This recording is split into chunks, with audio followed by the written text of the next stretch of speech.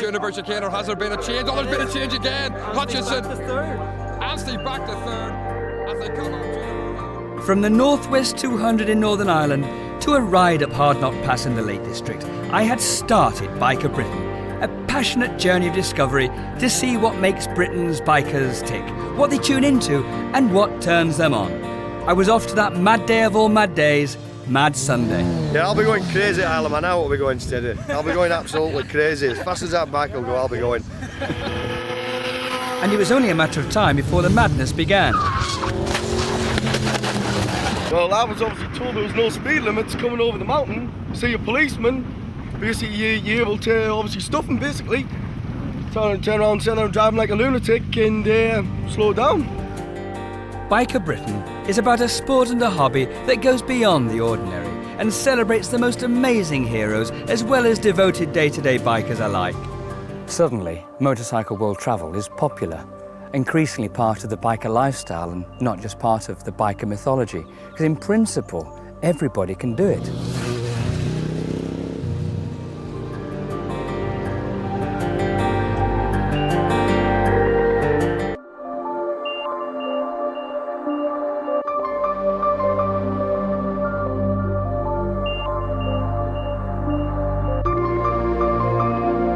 World Championship characters such as Valentino Rossi, Cameron Donald, Michael Rutter and Neil Mackenzie tell their stories. Great showmen who stand on the shoulders of gods and mixed in this eclectic soup, heroes that we will never forget.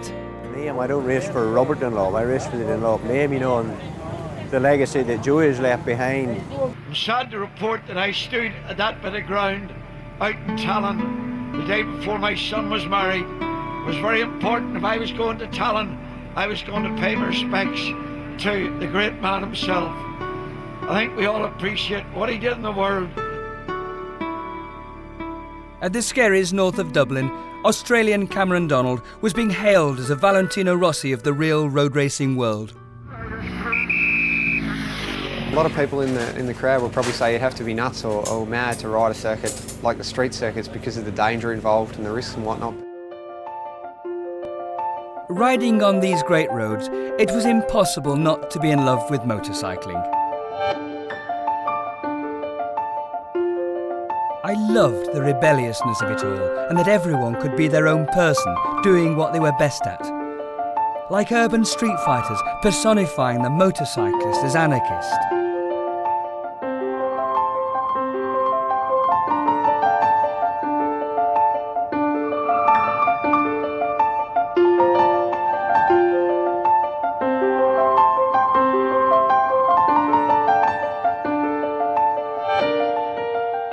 Biker Britain is not encyclopedic and makes no defining statement, but the subject matter is broad-ranging and touches on contemporary to classic.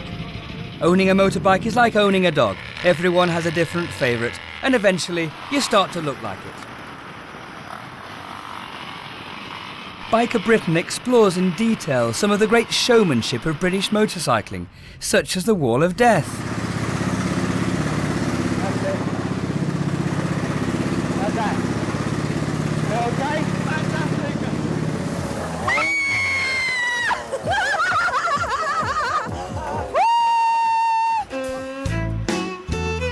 Riding along small country roads, I was excited about meeting some of the most talented sportsmen alive, such as Eric Taboul on his rocket bike.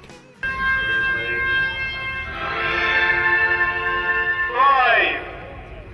4, 3, 2, 1, go!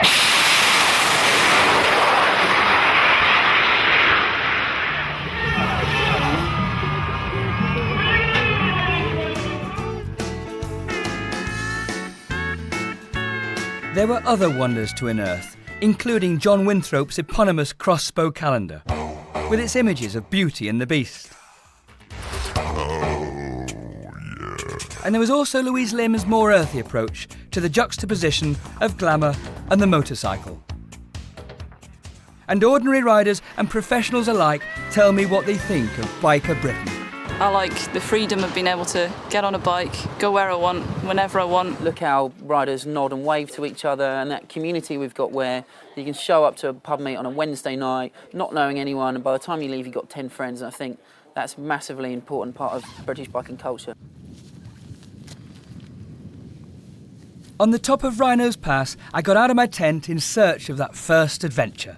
I was off to Port Rush, Northern Ireland, to see the Northwest 200 for the very first time.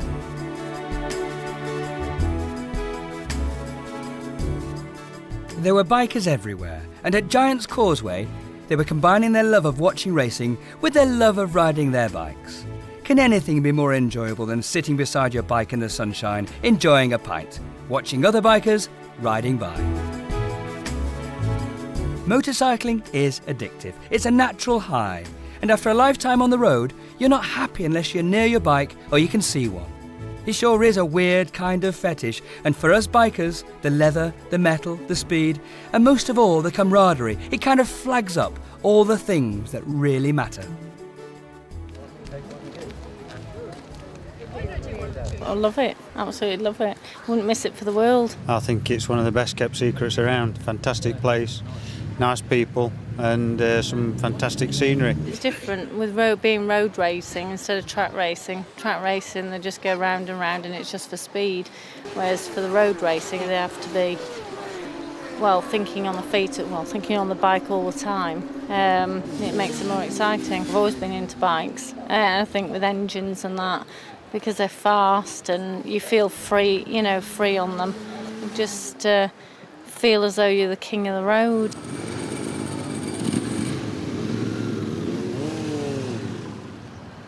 The great thing about going to a race meet is that it forces you to get out and about. The radius of your life actually expands exponentially.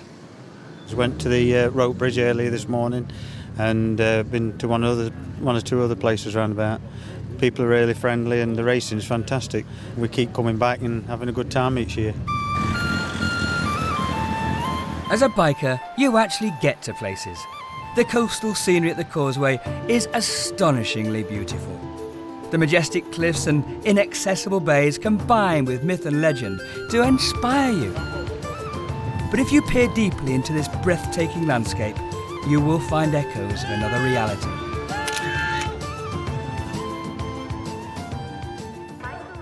In the paddock of the Northwest, we lesser mortals were allowed to wander around in the domain of the gods. On practice day, there was a general air of people being relaxed, but when the warriors wound up to 200 miles per hour, they would be anything but.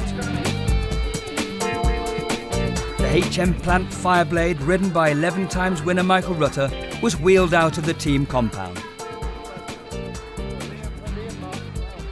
Riders of all nationalities signed autographs, whilst hidden away, amateur enthusiasts got ready to ride against the pros. The great thing about motorcycling is that it's so equalising. Riders of all abilities, age and financial backgrounds can compete in their class. And if it doesn't make sense why someone would devote their life to competing but not winning, well, who cares? This is Wallace Seawright team here, from Ballygowan, Sinfield. Sinfield, right, Sinfield. Have they got a chance of winning? Oh, aye, in the old boys class. If you rewind the video, I'll come first.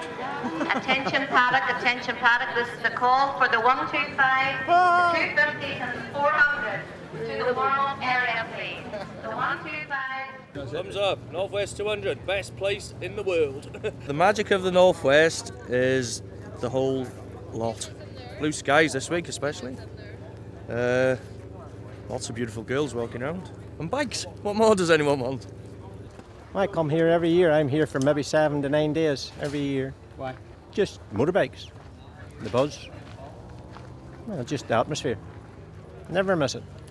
Circuits, not particularly hard as in learning wise. It's like the big triangle as they call it.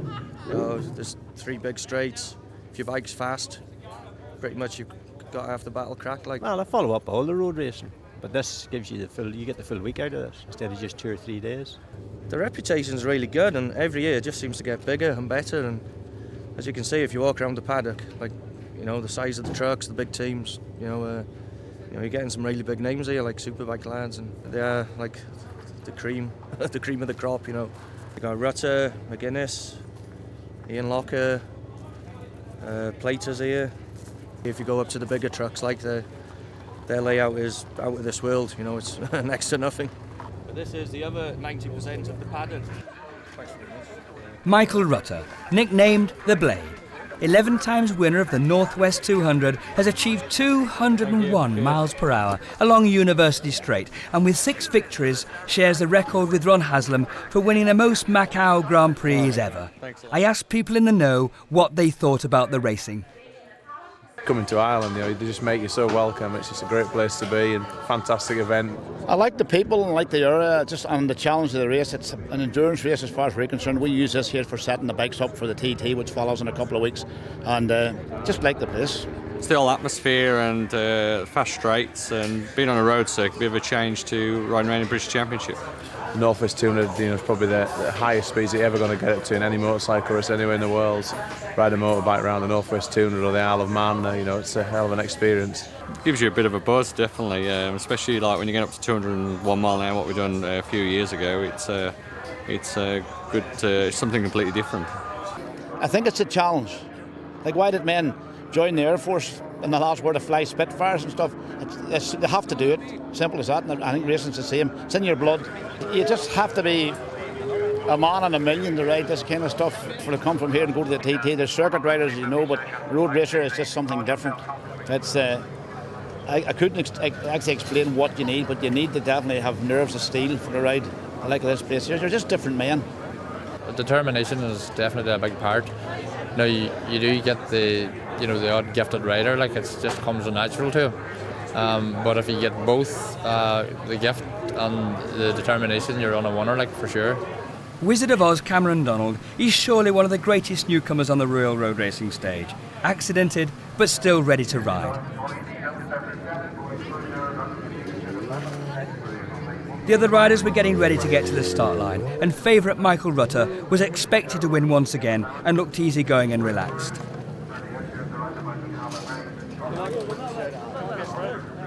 What is it about racing that makes it all so special? Team owner Paul Bird. Been involved with motorbikes since I was 3 or 4 years old, and I used to race myself, and decided my days are over and thought we could give somebody else a bit of the fun. So met a lot of nice new guys and just massive adrenaline rush. I started racing in '96, and whenever I had an accident myself, like, and it just made me stronger, and I knew to cope with the accident I wanted to be around all my friends, and this is where it is, you know. I'd like to do something to do with racing when I stop racing, because I've always done it since I've been born, really, with my dad and whatever. So yeah, I'd always like to continue doing something in the sport. People don't realise it, but it's like a family thing, you know. Everybody gets on. Other teams, you know, you could just go out and onto their awning. I suppose if it wasn't for guys like me, you know, it would be difficult for British Superbikes and all of the big races to have big teams there, you know, real enthusiasts at heart, and not just me, it's my mum, dad, even my kids. We all love the motorcycle scene. No, I just get a buzz out of seeing the rider coming in, explaining if there's any problems with the bike, and seeing the mechanic do the business and sort it out for him, which we're very, very lucky. We have a very good mechanic on board here. So, but to see that work and then put it together on the track, that's what it's all about. You can't beat winning anything, whatever you do. There's nothing like winning, whether it's a motorcycle race or whether it's a game of tennis or football. You know, coming first is something just is, you know, a great feeling. You can see the bikes you buy on the road, you know, racing around a track, and you know, it's I think it brings a lot of fans and people together.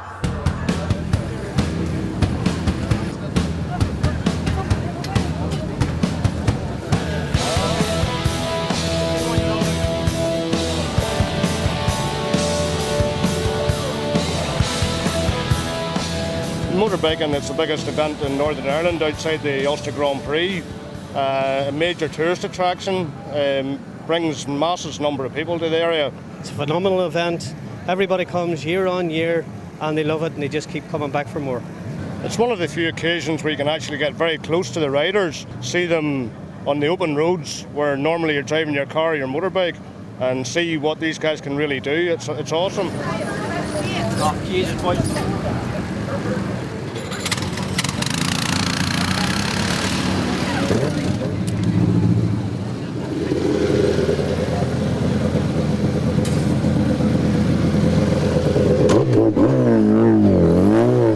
It's just the magic, the whole atmosphere.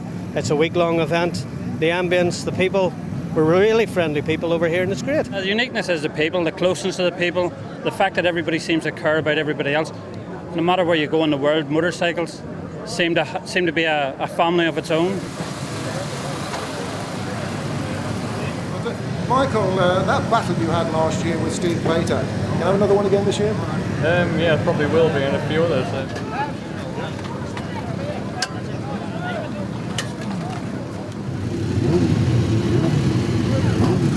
Up there, sir, please. Right back, right back.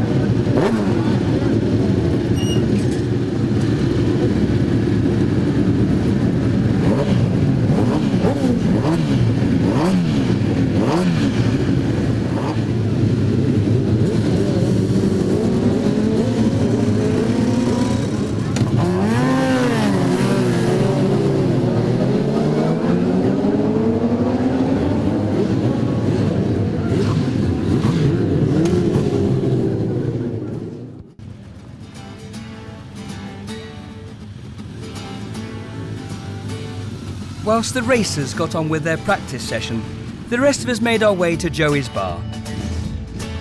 Small in stature, but a giant among the road racing fraternity. His achievement of 26 TT wins and 5 Formula One championships may never be equalled. His career spanned 3 decades, and as ex-TT racer Ray Knight said of Joey, to describe the man as a hero would embarrass him. He simply would not relate to the concept. In one TT paddock, and after signing yet another autograph, Joey once said that he didn't understand why they all wanted his signature. "I just ride my motorbike a bit quick," he said.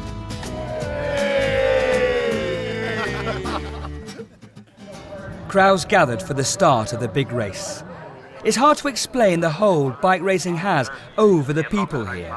But on the 7th of July 2000, 40,000 people followed Dunlop's cortege, and that gives you an idea of the magic of the man and the love they have for this beautiful sport. Clerk of the course, Mervyn White. People come, we have tried to build it into a full week of activities for all the family, and it's been, I suppose, built up over the years. We have corporate hospitality, we have better facilities for our competitors, and it's just the whole atmosphere on the north coast of Northern Ireland which brings people to this area. The competitors themselves, we have built up an excellent relationship with them over the years, and I would make 3-4 visits to the mainland every year, to the BSB meetings, and we bring them across on a regular basis to look at the course, and it's working closely with them and it's gelling with them, and it's looking at new ideas and new thoughts around the whole event itself. Moments before the start of the main event, Mervyn guards the start line with natural apprehension. Racing at this level is entertainment of the highest calibre. The line is still full of riders, mechanics, pit boys, media crews, attendants, officials and pit lane girls. It looks chaotic, but it isn't. Everyone has a job to do, and everyone knows exactly when and where to be when the whistle blows. What must be going through the rider's mind, one can only guess. The Northwest is the world's fastest circuit, triangular in shape, 8.9 miles in length along 3 fast straights that allow for awesome speeds. The eyes say everything. It's a tense moment. Last-minute checks are made until the final second. Tyre warmers off, everything given the once-over before the horn sounds, telling everyone it's now time to let the riders climb on their bikes.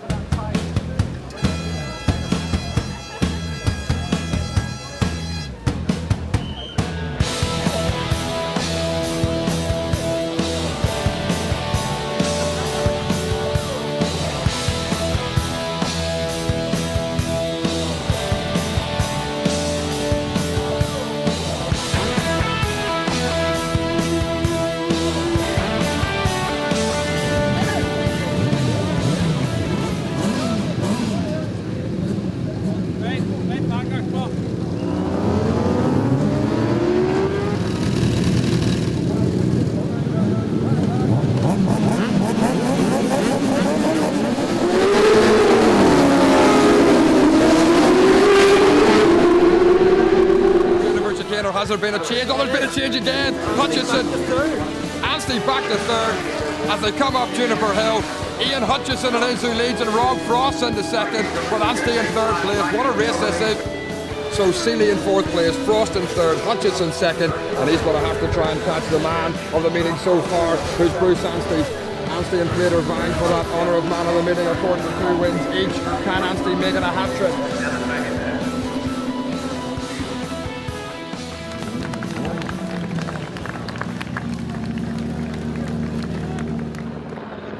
Ian Hutchinson is in the winner's enclosure. Elsewhere, Steve Plater fought off Michael Rutter to secure 2 Superbike wins, setting a new outright lap record of 124.1 miles per hour. Needed to do that really after the first 600 race, but they are just such a fantastic team to ride for, and the Kawasaki's, you know, they're not getting the due that they should be. They're a good bike, and that is so fast at 600, so I'm just glad that I have got the win for them. The British Championships. Rob, well done, matey. One time I thought you were actually going to get a victory there, but you've still come up with your best result at the Northwest. Yeah. I did for a little while too, but you know, these things happen. Got right behind him on coming up to the last corner and just tried to do everything in one corner. You know, it's just totally stupid. I just don't know what happened. Just far too much red mist, and you know that ruined the day, to be honest. It's hard work, especially these little races on the 600s. So a lot of slip swimming going on. It's quite hard braking. It's quite hard work. I just enjoy it really. That's what I do. Really enjoy doing it.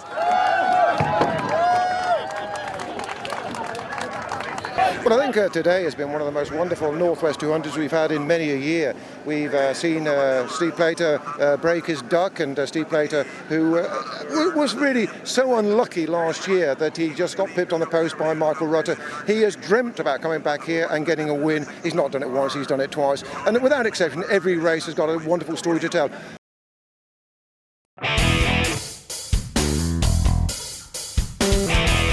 Yeah, I'll be going crazy at Isle of Man. Now will be going steady.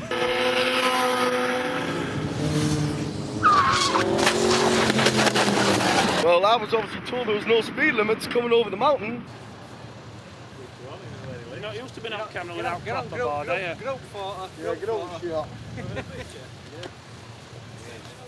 Mad Sunday. The one day in the ordinary rider's calendar when we can legally ride on the open road as fast as we like. More importantly, this remarkable occasion is celebrated in the middle of TT Week on no less a venue than the venerable mountain section in the Isle of Man. Oh, me? Yeah. Hello, Mum. How you doing? Former TT winner here. That's it, yeah. On the Honda Pleased to meet you. C50. Get your knee on, Rob. Get your knee on. Get knee on. Knee sliders. I think I'll be alright. I'll come home in one piece. Yeah, I'll be going crazy at Isle of Man. Now will be going steady. I'll be going absolutely crazy. As fast as that bike will go, I'll be going. So what sort of bike have you got then, Robert? I've got a ZX7R. It's just over here. Matching leathers and everything. Yeah, matching leathers, and it's one of the fastest ones in the country actually. It's highly tuned. Is it an expert I've got to be careful I don't blow it up really. But I'll be making sure I can reach top speed on it across that mountain section. That's what I'll be looking for. And could you tell us the last time you went 10 years ago and you smashed your bike to pieces into an oncoming car? Could we have a little bit of a report on that, please, Robert?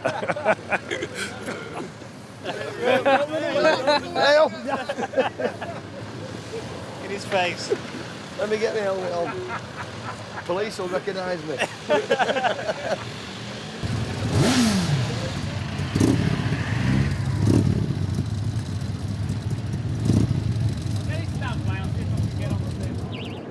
Every year, an army of riders make their customary pilgrimage to the Isle of Man. For them, this is their Mecca, their Jerusalem, if you will. Please leave the green stairwell. That's the green stairwell. Free for all for passengers. Please take care and return it to your car and avoid any raised obstacles on the vehicle legs. But truly, there is no other shrine in the world where thoroughbred motorcyclists should genuflect more.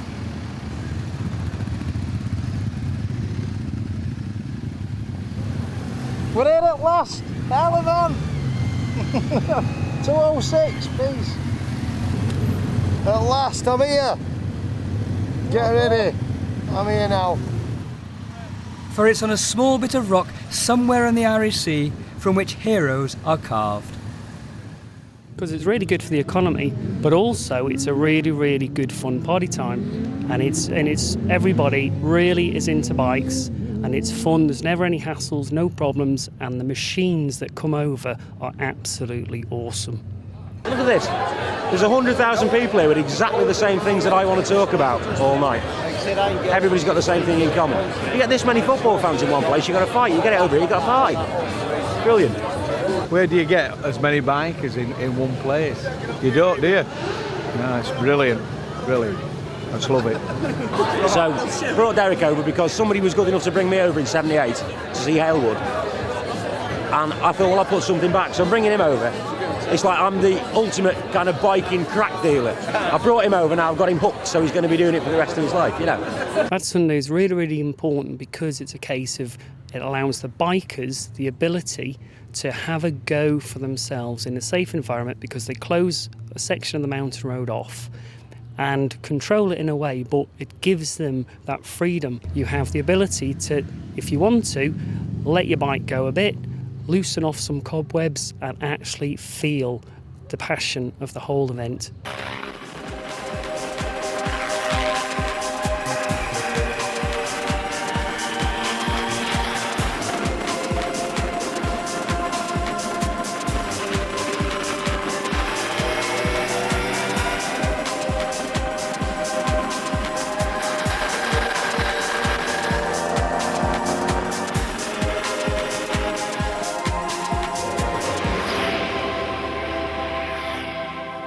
You're brought up with it. You've got no choice. You've got TT week, Manx Grand Prix, practice week, etc. And it's just so good. You're just so used to it. Awesome. As I say, when I was a 16-year-old, I didn't realise what a big deal was. But now I realise that I would be talking about it when I'm old and grey. And here I am, old and grey. Steve was the guy from the Chester Garrick store and had been to the island 22 times. It was a common place to meet people who had spent most of their adult lives spending their holidays here. The island does that to bikers. And hanging out with the girls and wives, dressed for the event, tits out like medals, all rubbed and polished. Mad Sunday and TT Week was more than a sum total of its parts. Different events happened all over the island, and riders split and rejoined, and if it was a habit, then it was a family-led one. And when kids see the motorcycle clown team, the Purple Helmets, it was only a matter of time before they got their first bike. The Purple Helmets is to make people laugh and enjoy their lives. There's far too much serious stuff in the world.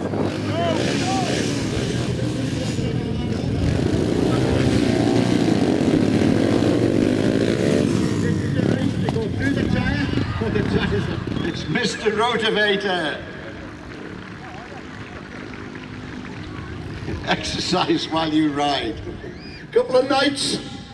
Once a night's enough with these fellas. The lads were knocking about together for quite a few years with the big coats and things, and they went to the British Enduro scene, where most of our guys are really good riders. They've been past champions at Enduros, trials, motocross, etc. Everyone a winner. We have to be good riders, a bit like Les Dawson. Playing the piano badly has to be done properly.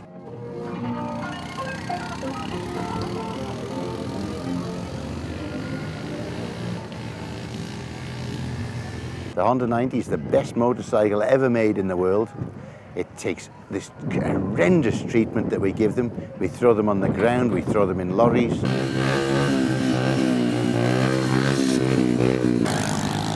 Crazy system.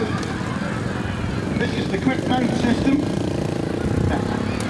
Because of a guy called Mike Rapley, who said that the Isle of Man boys were lowering the tone of the Enduros, one of our boys at home, Robbie Black, he said, "We'll show them what lowering the tone really is. We'll all get a big coat and an old Honda and a sheep skull on the front mudguard, and we'll show them what lowering the tone is all about." It's Dwayne Mooney, as you've never seen him before, the roller skate man. What an activist. A show was conceived, and it went down really well. And from then on, we've gone year to year with a wonderful show at Onchan Stadium at home in the Isle of Man. And we really have become world famous. It's quite laughable, really, because we were billed as world famous because nobody had heard of us in a very tongue-in-cheek manner. Head down, barrels open. He's losing traction. I think he's going to lose it. And he's lost it, ladies and gentlemen. The rocket has evolved over the years, and through NASA, we have a rocket called Nosha, for obvious reasons. The Nosha started off as a simple bike with a man with a welder's mask. He fired the bike up with a couple of flares from the local fire station, and off he went. A bit later on, the rocket became 2 tar barrels, just to make it a bit longer, and a traffic cone on the front to make sure it got into space successfully.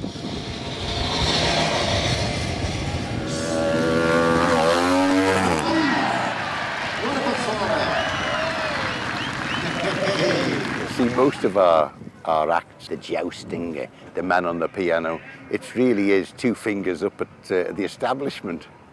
So we do pretty well, I think. We try to entertain people.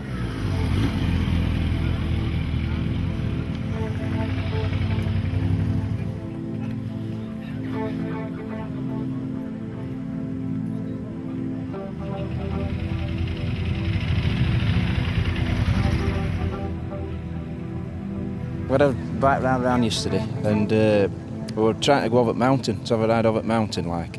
And but there was a crash on it, so they'd closed it off. But we know a back road, so we got up to the back road, got up, what corner called? Windy Corner. Windy Corner, right, and there was nothing on the road at all, either way, we're all open. Going back to your police, Oh, yeah. You got banned. I got banned yesterday for riding. Well, I didn't actually, it was like a wind-up. We shot off over. By the time I caught them up, they'd all stopped at this particular bend, and they had speed gun on me. So he called me over like, and he said, "Do you realise how fast you're going there?" And I says, "Well, it's open mountain, isn't it? It's like national speed limit. It's open." He says, "No, it's a 50-mile-an-hour zone now." So he says, "You're doing twice speed limit and something else." So he says, 115 mile an hour. So he says, "I'm afraid I'm going to have to take your licence and ban you." I says, "What, here?" He says, "No, on mainland as well." So all my world dropped out because he says, "How long are you here for?" I says, "We've only just got here." And I said, "We've only just got here and I'm banned." Couldn't believe it. And all these lot were laughing behind him, and it was a wind-up. Riding around the island was a kind of promenade.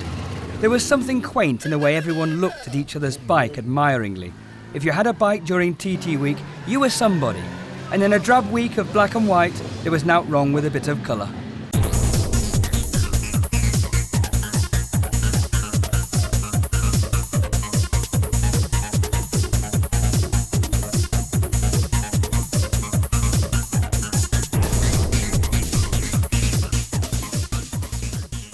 What's happened here? There'll be an incident somewhere on the mountain course where access is difficult to get to. So they'll hold us all back until they manage to get an ambulance there, treat the casualty, clear the bike off. If there's oil or petrol on the road, then that's got to be cleaned up. We could be here for half an hour to an hour, but the road's going to be safe before they let us go. It's the red mist. Mad Sunday has this impression on people. They think they're riding on a racetrack. Well, I was obviously told there was no speed limits coming over the mountain. See a policeman. Basically, you're able to obviously stop them, basically. Turn around, center, driving like a lunatic and slow down. The mountain section of the TT course does not trivialise itself with the small detail of legislating a speed limit. So you take out your brain and you lock it in your top box and you ride as fast as you dare. This year I think it has been mad. Volume of traffic, volume of bikes, unbelievable. We've been here the last 3 years and you could have ridden the circuit as fast as you liked. Not this year, too much traffic. As we wait, some rider is being shovelled up and what remains of his bike is lifted into the ditch until both are collected by the appropriate services. There's been an accident up the road, we're just waiting for them to clear it. It's a well-rehearsed operation as it's applied without fail every year. Suddenly, another rider hits the deck.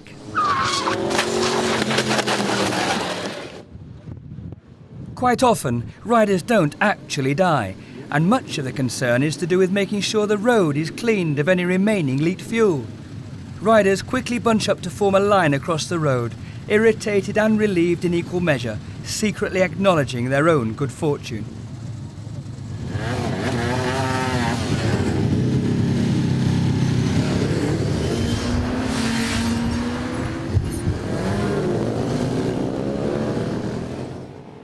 At Donington Park, you could also ride your bike as fast as you wanted. I went to check out a track day. Each week, hundreds of riders buy time on a track, mostly coordinated by ex-racers like 3 times BSB champion Neil Mackenzie. So I paid homage to the man who, in his prime, was one of the best in the world. Neil, how important are track days to you? Well, they're important to me because I earn my living. I pay some bills with track days, but I still love doing track days. I love being out there, and best of both worlds really. A bit of satisfaction instructing people and seeing... Is this where all kind of ex-racers go, to track days, or is that just one of the opportunities? There's a few of us that are involved in track days. Myself, James Whittam, John Reynolds. I've seen even Mick Doohan did a track day once at Snetterton. So there's a few of us out there, and yeah, we're just enthusiasts. And if we can earn a crust with motorbikes and racetracks still without the stress, then why not? Why do you still like it? Difficult question. Why does anyone like motorbikes? It's if you cut my wrist open, there would be motorbike blood come out. It just doesn't go away.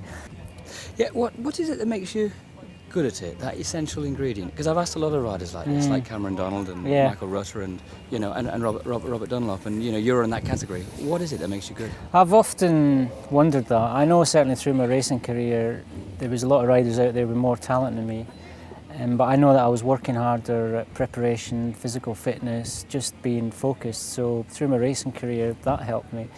But I think anyone that does reach a good level in bike racing does have that special talent that is indefinable really, and you can certainly practice to a certain level, but it's that last little bit of feel to feel the tyres when the bike's right in its side on a knife edge and know that you're not going to fall off. When you're on the limit, right on the edge, do you have what are your thoughts? Very focused attention to what the bike's doing really, where the tyres are, what feedback I'm getting from the tyres, what feedback I'm getting from the suspension, what feedback I'm getting from the throttle and the engine feel. All of that, it's a combination of all of that, just knowing these all have to be working in sync, if you like, and plus you have to be in control. So it's really just gathering all these thoughts and processing them and trying to stay on board at the same time. Is there a point where you can't ride a bike, or can you just keep your skill sets, at a certain level and keep going? Yeah, I'd like to still be getting my knee down when I'm 70, but I'm 45 now, and I know now that my reactions, although I think I'm doing the same thing, but I know that my reactions are not the same as they were when I was younger, and that's why I can't go at the same pace anymore as Ryuichi Kiyanari or Shane Byrne. It just doesn't happen, and I think there's a natural process. You start to slow down. My last year of racing, I was 39 years old. I had exactly the same equipment as Neil Hodgson, but I was always 1/10 of a second slower than him over a lap, and when I pushed harder I fell off, and earlier in my career that wouldn't have happened. I would have gone as fast as him or faster, but it just wasn't happening. I knew then that the natural ageing process had taken its toll, and it was time to give it a rest. It's amazing because 1/10 of a second's like that, isn't it? It is, but it's the difference between winning and losing a race, or the difference between being on the rostrum and being fourth. So, and it's everything to a racer that's raced at a high level. Now you're kind of going to take me on pillion and just describe very briefly, the circuit and where we're going to go and the kind of speeds we're going to reach. Getting back to the track, Donington Park, very smooth, very wide, billiard table surface and very safe. So if you were going to do it anywhere, Donington Park is the place to do it in the UK. Yeah, that's all switched on. It's already out, is it? Yeah, that just goes straight into the helmet. So we just need to power it up, put that on Nick. That goes on. Yeah, that goes on the back of Nick. And then we're going to have second camera on the back of Neil's helmet looking backwards, so we catch Nick's face. Yeah. So when he's going into the corners, and then we've got the one on the front of the bike. Front facing as well. So that'll record both of them with the audio going in as well and catching the bike noise at the same time. Right. I wasn't in the slightest bit nervous. Sitting on the back of someone as good as Neil, well, it'd be bad manners to think anything might happen that shouldn't. Steve and Andy had wired me up for pictures, and we were going to career around the circuit at around 3/4 speed.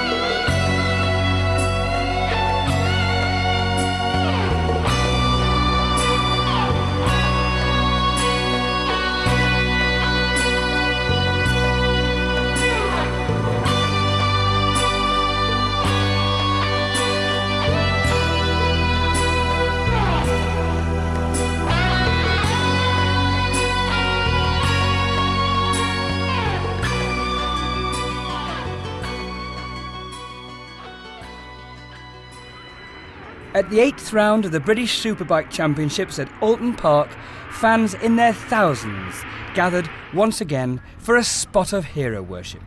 In fact, sitting in the sun with 50,000 of your mates was almost as important as the racing.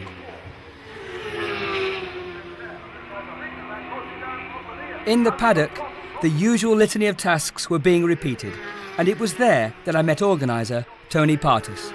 Well, we have a huge fan base in terms of bikers, obviously, a very knowledgeable fan base, and I think this is the pinnacle of many people's sporting year. This is attended by many bikers who follow the BSB Championship around the country. We have around about 80 to 100 guests that visit us over the Saturday and race day on the Sunday, and it's vital for us for sort of the brand awareness within the Vivaldi potato, obviously serving up potatoes as part of the meal, and also some very other fine foods.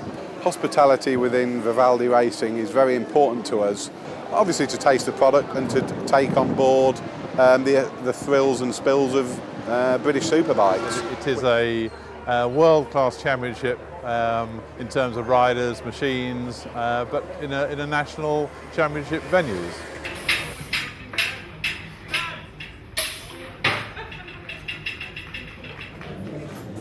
Without a doubt, they are some of the best riders who've operated both in MotoGP and in World Superbikes. The riding and the racing here is probably second to none in terms of national championships. We're very much a friendly sort of team, and love families with their children to come along and enjoy the day. The circuits we use are all British circuits, or British Isles anyway, because obviously we go to Mondello in Ireland as well. But we have a fan base that follows us around, so accessibility is important for them and us. And in the commentary box, Fred Clark, who is to motorcycling what John Motson is to football and Gary Lineker is to crisps. No, only joking, Fred, but you've definitely been the sound of this part of Biker Britain. Having a vivid memory, vivid imagination, and hoping that people out there can't see what you're seeing because they'd argue against it. I just love it. I think you've got to have a great desire, you've got to have a love for what you're doing, and personally I just try and paint a picture of the way that I see it, and hopefully if people are back on the circuit just close their eyes and picture what I'm saying, it just brings it to them. That's the hope. Whether it works, I don't know.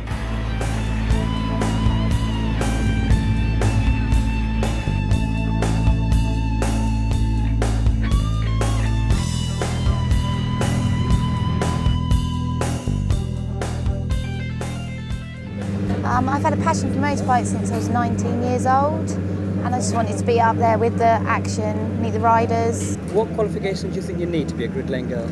I think you need to be tall, skinny, quite pretty. All the girls want to be up there with the best riders, best place in the grid, very competitive.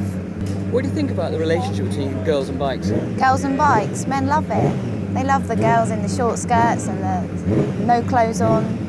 Sexiness of being girls and bikes together.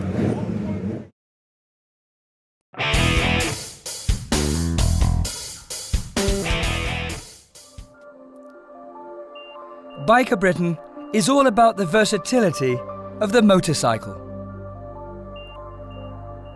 It's a sport, it's a form of transport, it's something that makes you look good and feel good. It's also a vehicle that, as the travel writer Maupassant once wrote, the journey is a door through which one goes out of the known reality and steps into another. And it all kind of resembles a dream, but it is a dream every biker can begin to find. Suddenly, motorcycle world travel is popular, increasingly part of the biker lifestyle and not just part of the biker mythology, because in principle, everybody can do it. And at Grant and Susan Johnson's gathering of world travellers, I bumped into Bike Magazine's Dan Walsh and Dave Rawlings from Motorcycle News. This is the first time I've been, and it's certainly an impressive gathering of travellers, and I guess wannabe travellers, but want to be in a good way, as in dreaming about it rather than just pretending to be dreaming about it. It's for experienced travellers and people that want to go travelling and not sure how to take the next step. So I think it's a really, really worthy cause. Possibly in a broader context, it's nice to see on a Friday night 500 people who have got higher expectations than watching Big Brother sat at home. Get on your bike, we've all got this common interest of, we want to be riding, we want to enjoy it, go as far as you can with it. It's a club that you can't buy your way into. The only way to get membership to this club is to actually do it, or to genuinely want to do it. You can't just turn up on a 1200 GS adventure with phony stickers. That's just not going to happen.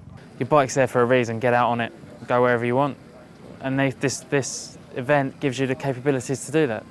The bike you're riding doesn't matter, where you've been doesn't matter. I think it's a shared enthusiasm for travel. I think people really want to see the road less travelled, thanks to people like Charlie, Ewan, Grant and Susan here, who have arranged all this, really brought it to the forefront of people's attention, and they just want to go and try it for themselves now. They realise it's not impossible and it's an achievable dream. For years, the Horizon Unlimited gatherings attracted a handful of people, maybe 70 riders who had ridden on a long journey. Now, 400 was a regular number. The concept of world travel had seemingly taken off. I talked to Sam Manicom, who had completed his achievable dream. Well, this was once a very basic BMW R80 GS. She's been modified with a 43-litre fuel tank, bash plates, progressive fork springs and a WP rear shock. Other than that, there's very little that was changed originally on her. She's got the aluminium boxes, but there have been lots of things that have happened to her along the way. Sam had sold his house to fund his travels, but equally surprising were the sheer numbers of bikers out there doing the same thing. Late one evening, I found Grant Johnson by the fire. There's a lot more people on the road than people realize. I used to think that there was maybe 100 people on a round-the-world trip. There's thousands at any one time. Right now, there's thousands on the road right now. I actually set off for a year to ride the length of Africa just as a whim and got a bit carried away. I had such a good time, I thought, why stop? And so I kept on going for another 7 years and went around the world in 8 years. 200,000 miles. The idea of Horizons Unlimited is to get people out on the road. So we convince them and tell them and educate them so that they can go a lot farther, go to the next country, around the world, the next continent, whatever. It doesn't matter. They can do it. First continent was Africa, of course, then across to Australia, New Zealand, Southeast Asia, Asia, Middle East, Eastern Europe. They're not trying for fame and glory. They're out there trying to have a good time, learn about the world, see people, meet people. It's all about the people they meet. I met a girl along the way and she said, yeah, I'll come travelling with you, but only if we can go to Africa first. And I thought, yeah, okay, why not? That sounds like a good idea. Some people do it a little bit at a time. Some people work on their way. Some people sell the house and say, I don't need that. I can go and just have a good time, do my trip, and when I come back, there's always another job available. It's always possible. So I learned to ride a motorcycle within 2 months, and 3 months later I'm sitting at the edge of the Sahara Desert thinking, you prat, you don't know what you're doing. But I kept on going and I had a fantastic time. They've learned that the world is not the dangerous, scary place that they thought it was. That's the big one. They've learned that other people are just like their neighbor down the road. It's the freedom. It's being on two wheels, an engine, being able to make decisions, and every day being an adventure, waking up in the morning and having no idea what's going to happen to you that day. And it doesn't matter. What matters is that you have fun. Some people think you have to go a long ways away. You have to go to another continent or halfway around the world to have an adventure. You don't. If you go out from your own city and do nothing but turn left, or nothing but turn right, or always go straight whenever you have 3 options, you'd be amazed at the places you find. Don't take a map, don't take a GPS, just go, make turns at random, and you'd be amazed at what you find.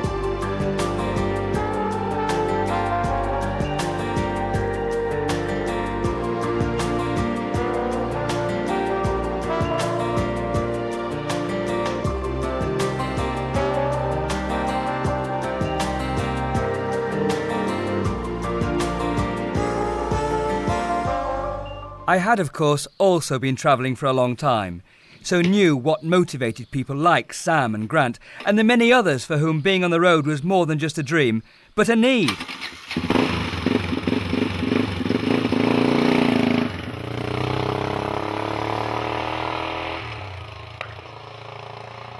British bikers were known to be great motorcycle travellers, and down the road from where I lived in mid-Wales, I rode over to Eric Jones's calf near Portmadog. Eric is a biker, and having ballooned over Everest and soloed the north face of the Eiger in winter, he was justifiably one of the great adventurers of the world. I came here in 1979.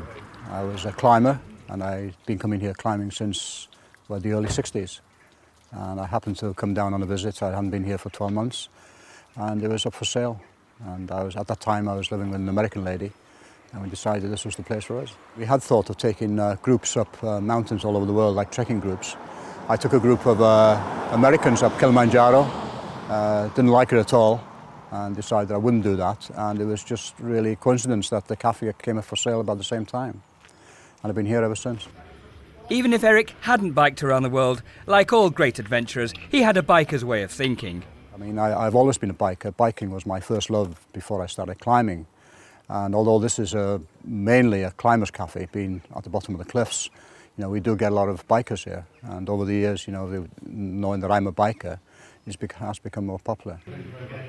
I like working here. I mean, you're never going to make a lot of money in a cafe like this, but it's a really enjoyable business to have. You know, I meet all kinds of bikers, all kinds of bikes, and the odd one will say, well, you know, do you want to have a spin on my bike? And, you know, I've got my helmet out in about 10 seconds.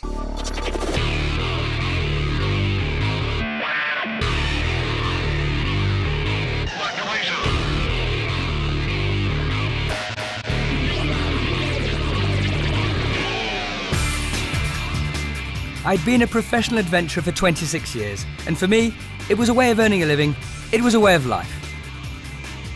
And yet, whilst biking had given me some of my greatest moments, unlike bike racers who are away just for days, I was away for months. And the time away from my children was hard. You know, you've got to be really, really physically fit, I think. And also you need to be mentally fit as well, because actually, more than anything else, you need to be able to stay focused and determined. And, well, it's a bit questionable whether Nick's mentally fit, but the one thing he does have is, there's no question, he has got an iron will, a determination like, you know, it's world champion class, his determination and will, no matter what, to overcome. And that's what you need, and that's what he's got. What's the temperature today? Now it's maybe around 43. No, not 43. Around 40 to 41. Yeah. 41. And why, In my view, British bikers take on the hardest of journeys. And I, like a few of my contemporaries, well, we enjoy the pleasure, but also get the pain of being on the road. If ever there was a comparison with riding 1010 on the edge, this was it. Sometimes the pain of being alone and distressed could only really be understood by those who've been there. You know, the flatter the desert, the more you're held to ransom by the horizon. You can't see any further, and so you can't know where you're going. So for bikers like us, it's only by riding towards it can you set yourself free.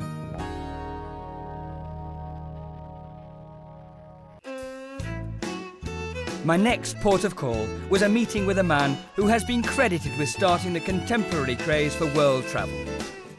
With the title of his first book, the bestseller and seminal read Jupiter's Travels, Ted Simon was one of the first commercial travellers, inasmuch he actually made money from his journeys, when before him, no one really knew how.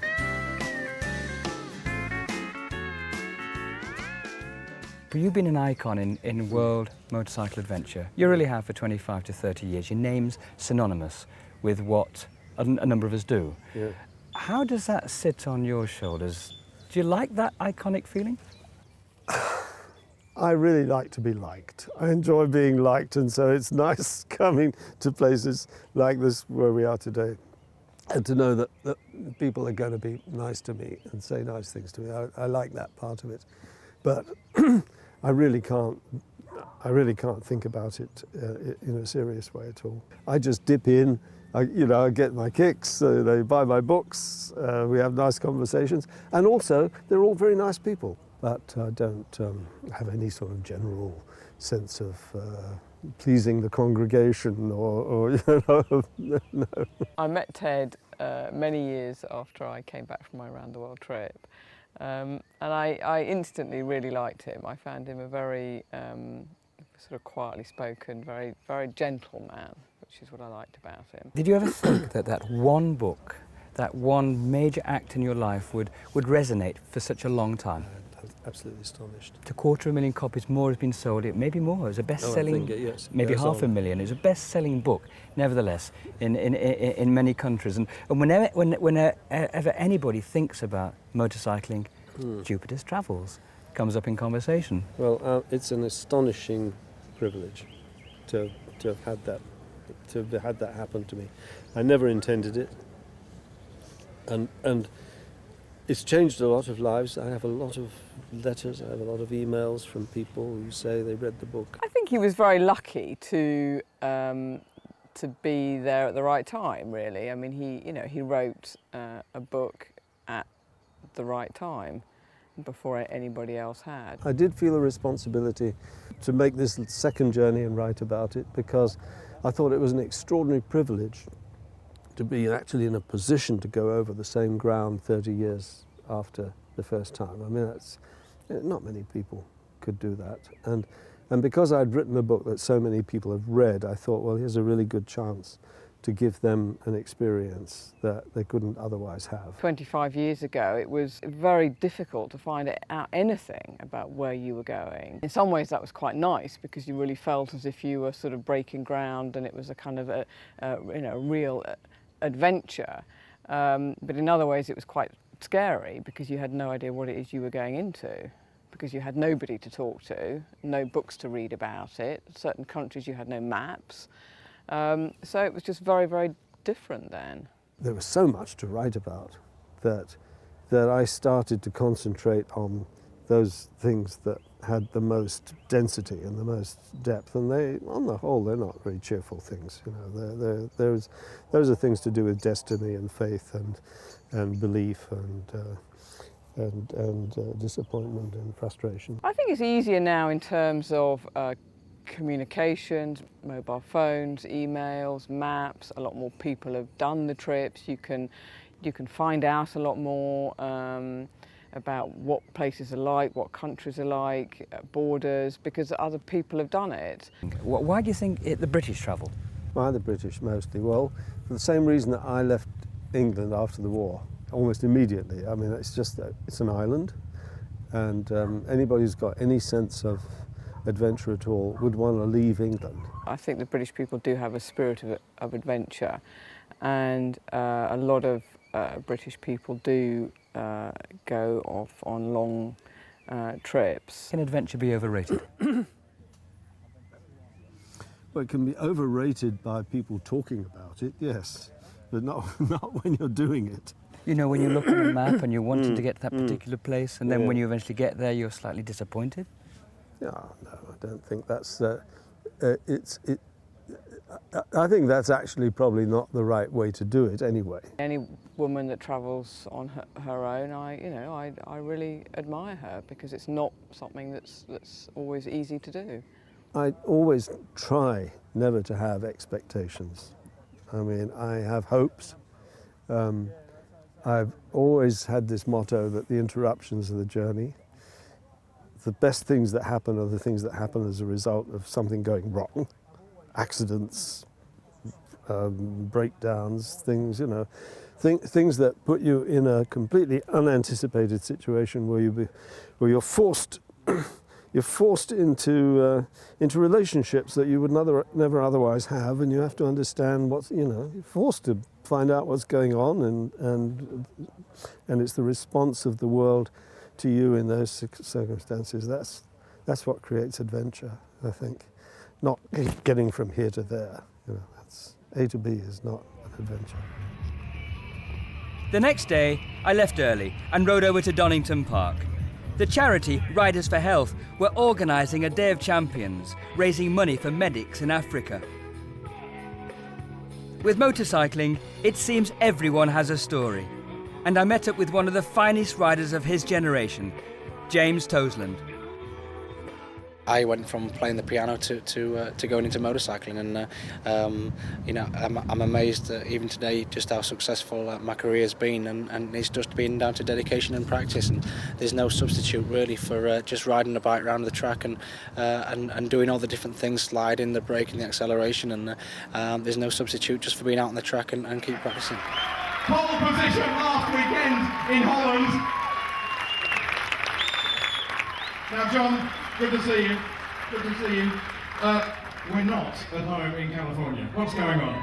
No, I'm home in Donington actually. At this track, the Bridgestone tires work pretty good, so it was a little bit of a bad tire choice at Assen. So, I mean, we got good things in the bag. I think we could chase that podium here. Here with three on bit of three, get a bit of three, look it up on 300 pound, 50 bit of three, 50 bit of three, 50 bit. Let's go. 4. 2 bit is going. 450, 450, 450, 450, bit 5. I've got 700 here, look it up on. Up 700 pound. Is that not a bit? Or 700 pound? He's just scratching his head, he is. But there's only one helmet that ever goes away, and it's here at Day of Champions. 500 pound is bid, 500 pound 6. 600 pound goes 600 pound, but a 600 pound. Come on, finds anymore. The bid sound this time away. It's down, it's gone, it is sold. Thank you, your bid 1100. You do it right, and then you come in there and go. You go in there and go. Okay, John, we need you for a meeting. So therefore, it's not in John's control, you know, anymore. And I think it would be a lot easier. So therefore, when you duck and hide, you don't feel bad. Yeah. Like I don't. I did the same thing. I mean, you know, it's tough. Yeah, I know. Oscar, you want to ride your scooter back up? You want to jump in the car? I can ride it. All right, no worries. It could be argued that MotoGP riders have nothing to do with travel, but they do go around the world constantly. Is there a law that says they are not world bikers? I think you need the natural talent there to do it initially, like anything. You've got to find what you're good at, but if you find that you are naturally good at riding a motorbike, then it's just all about concentrating on practicing and dedication with it. The Day of Champions auction was the real reason we were all here.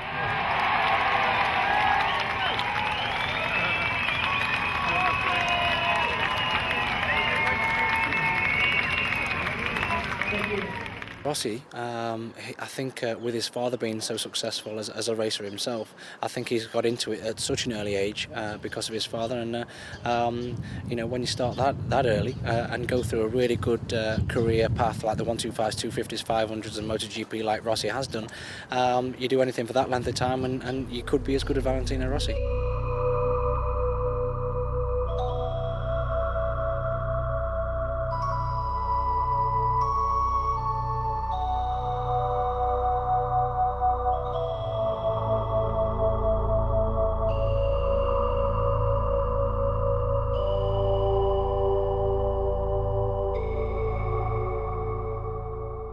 He's like the Lance Armstrong of motorcycle racing, isn't he? He's just built to do it. Oh, and you just can't not love that man's riding. He just makes everybody else look so silly, doesn't he? And you can just see the steam coming out of everybody else's helmets, you know, as he's come from the back of the grid because he's just had a bad day in qualifying or whatever, and he'll just work his way through. And like when he first got on that Yamaha, and everyone's like, oh, wouldn't it be cool if he just maybe won one race at the end of the year, and there he was, about to get on the podium.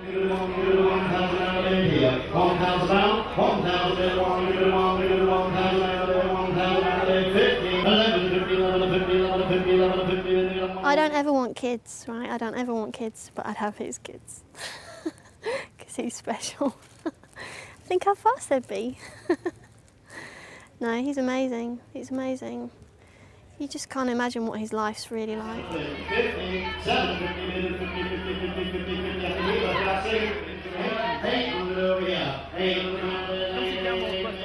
You know, your career increases gradually, and all the other things come with that when you're doing well. The PR side of things and the press, interviews and things like this today. And you know, I did my first interview at 16. I remember being very, very nervous, but you know, 10 years on, I've been doing it all my career now, and they're pretty much the same answers and same questions. I need to wait tomorrow and stand on the bike. Now I try, I'm able to maybe to open all the throttle. So if I'm able to open all the throttle, maybe it's possible to make a good result. Ladies and gentlemen, 7-time world champion, Valentino Rossi.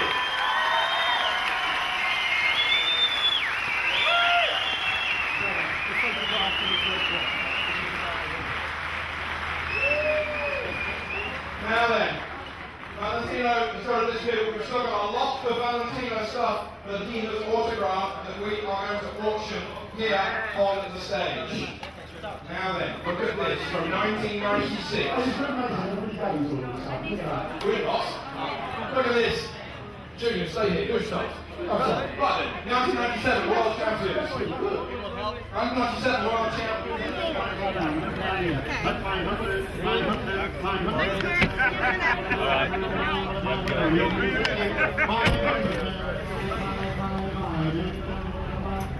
Good to go.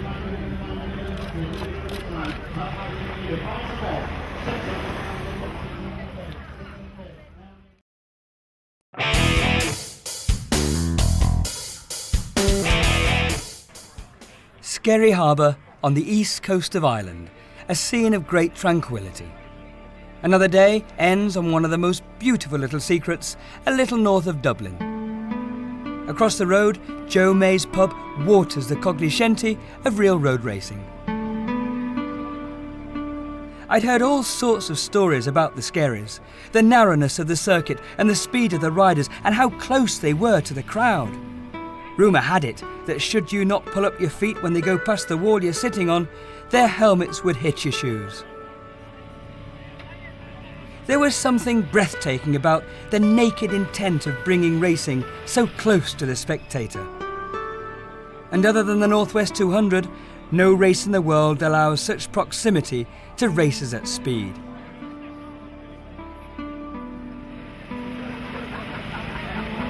There was a lovely feel to the Skerries, and even though a handful of the world's best bike racers were signing on to compete, it was like walking into a village fete. Everyone thinks of Joey, but Robert Dunlop is equally a genius on the bike and strongly outside the shadow of his older brother. A winner on the TT course at his first attempt, like Joey, he hailed from Ballymoney and won the 1983 Newcomers 350cc Manx Grand Prix. In 1989, he scored his first TT win in the 125 class with a new lap record of 103 miles per hour.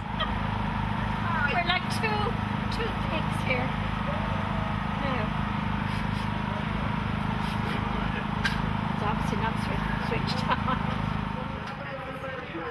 A year later, he repeated his success in the 125, improving the lap record to 104 miles per hour.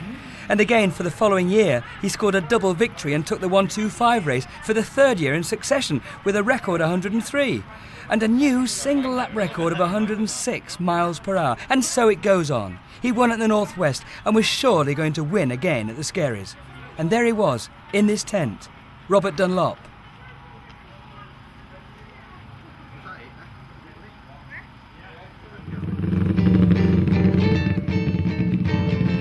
The handbooks talk of leading riders having raced here, including the irrepressible Sammy Miller, the magnificent Tommy Robb, and the remarkable Robert Dunlop, along with Adrian Archibald and local boy done good, Martin Finnegan. Joey Dunlop notched up no fewer than 17 wins at the Skerries and held the outright lap record from 1999 for 3 years. The first race took place on July the 6th, 1946, with the start and finish in the Skerries main street. Just under 3 miles, it has been raced anti-clockwise since 1978, though, in order to reduce the speed of the riders through the start-finish area, a chicane was introduced on the section between Sam's Tunnel and Hills Cricket Club.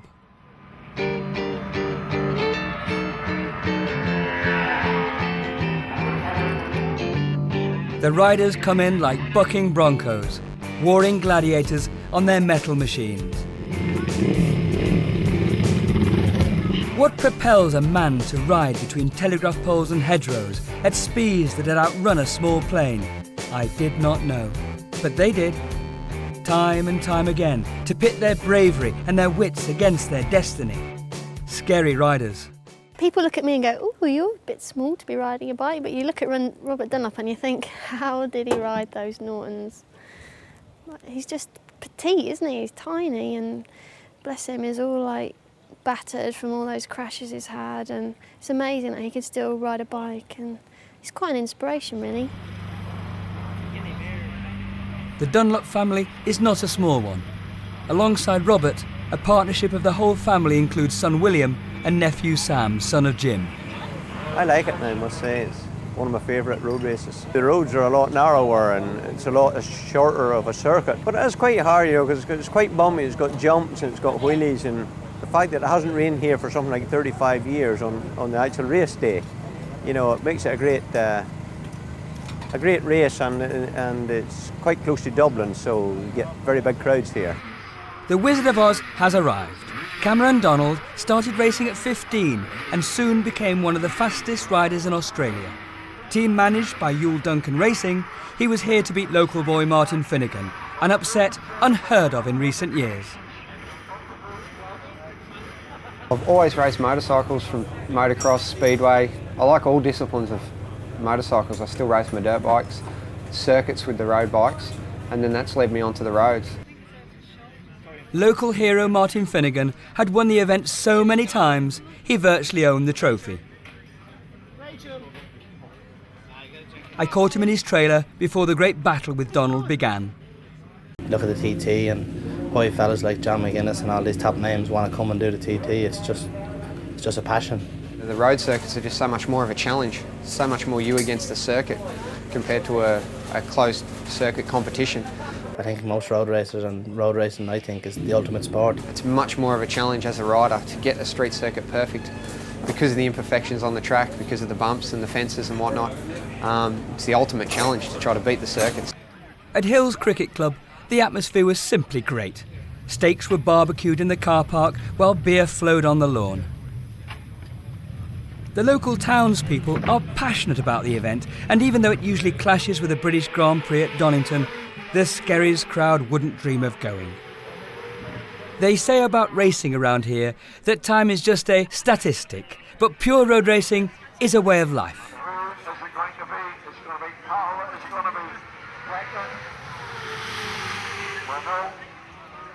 How nervous do you get on race day? I get quite nervous, actually, yeah. I think it's probably just adrenaline, you know, that's all. But I do. Some lads, my young lads, doesn't seem to bother them, but me, I do get nervous, yeah. I'm nervous now, I mean. Race day's definitely not my favourite day at the track. I like to build up to a race. I love after a race, but actual race day itself is not a day I'd say I enjoy. Until I'm on the bike with the helmet on, then it's all clear, but everything else is just a bit of a anxious blur. I normally sit in the truck on my own, you know, for a while and just sit down and go through things in my head and check over the bike, you know, and go through that sort of stuff. Leading up to like the senior TT, I've never been so anxious. I felt almost ill because you build up to it and taking off once at a time, unlike a mass grid, which just builds the nerves so much. That's one of the things I don't like about racing, you know, because especially at an international, for example, the Northwest or the Isle of Man TT, because there's obvious dangers out there, you know, although you don't think about it, it must be in the back of your mind somewhere in your subconsciousness, and I suppose you worry about it. It's not fear, you know, but it's just adrenaline, because you expect yourself to do well even though you know that something silly could happen, you know. You're doing what you love doing, so you don't look at the bad end of it. It's something that doesn't come into your mind while you're racing. It's not a case of gritting your teeth and holding your breath. It's a case of calculated risks. So you definitely don't go into a blind corner with your teeth grit, hoping you're going to pop out the other side. I've thought it over in my mind at how fast I can take that corner with experience in other corners, and then from there I ride the track. So it is calculated.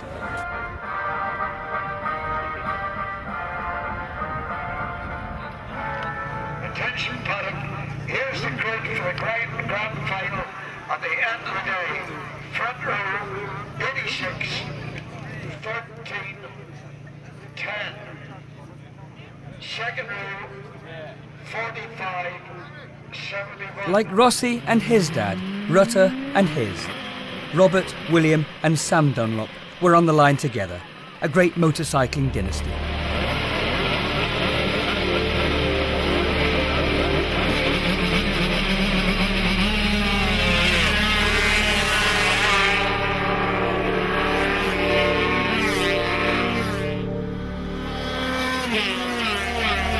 So Robert Dunlop, number 4, in the lead, as best of a 95.976.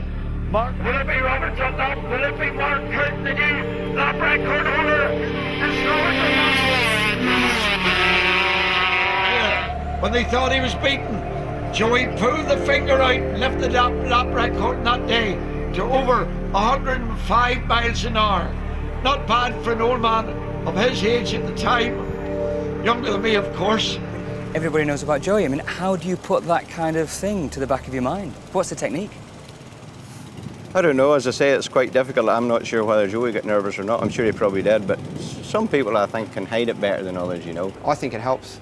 I think when you're in that mental state, I think that's when you perform your best. Well, I think that my nerves does enhance my performance because it pumps the adrenaline. I mean, my heart's going like twice as fast as it normally would even now, you know, and I've still got about 10 or 15 minutes left, you know, before the race, so I think it's a good thing. I think it's positive.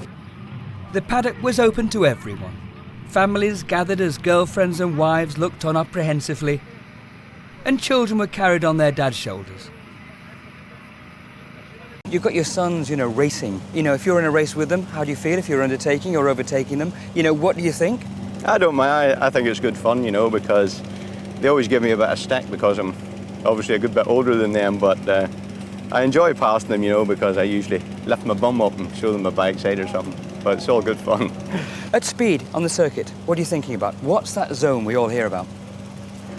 Just concentration, basically, you know, you're just concentrating further ahead of you. I know that cameras on bikes doesn't give you a true picture. I mean, even whenever I rode the Norton, which was capable of 190 mile an hour down Anti-Port Rush, I could focus on somebody and pick somebody out of the crowd, even at that speed. Places like the TT, you could be riding along and you'd sit and thinking, God, I wonder what we're having for dinner tonight or where we're going. Then you have to tell yourself, oh, back to the job, you know. I often used to see on short circuits people qualifying on the same tyres and the same conditions, they would go faster in the race. The only difference in the race is their mindset. I'm a great believer in that speed comes from the mind. I mean, pretty much anybody in the paddock could ride a bike, you know, physically. They just don't have it mentally, so it's all mental. A good bike racer has to be competitive, has to be determined. Obviously, you got to have courage. You got to have confidence in yourself and in your machine. I think it's just hard work and effort. I think you get back out of it what you put into it. Confidence does play a big part. Obviously, you know, the right rubber and, you know, and good bike and, you know, it's a combination of things, but most of it comes from the mind.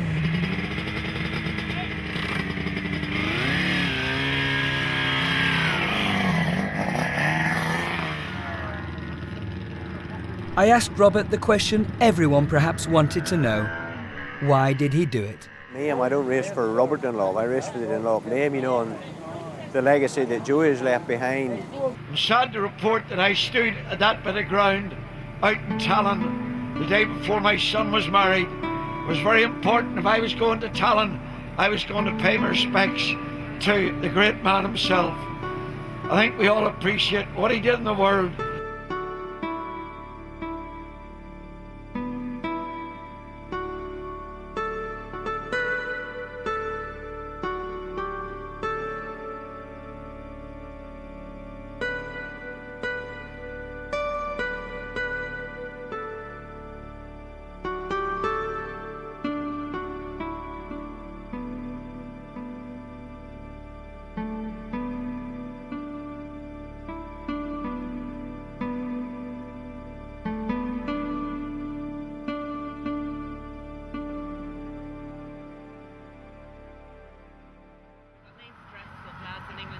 Stephen Davidson, author and photographer of Ragged Edge, one of the most beautiful books dedicated to road racing I have ever seen. Stephen is as devoted to photographing racers as racers are devoted to racing. It's a similar need.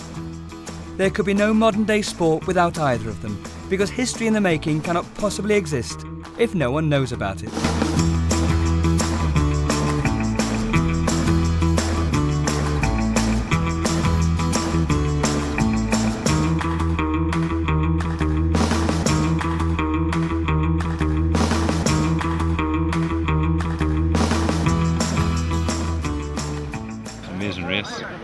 Biggest race in the south of Ireland and the biggest crowd, 30,000 people here lining the banks. A lot of airtime, bikes are in the air, a lot of places around here. Gillies Leap in particular is really fast. Up through Sam's Tunnel, it's really spectacular when they come back out into the sunshine. It's a fantastic race, and it's really tight racing as well. Down in the Dublin corner, everybody's sideways. It's not like a road race, it's more like a short circuit down there. And it's grandstand view for everybody sitting up there.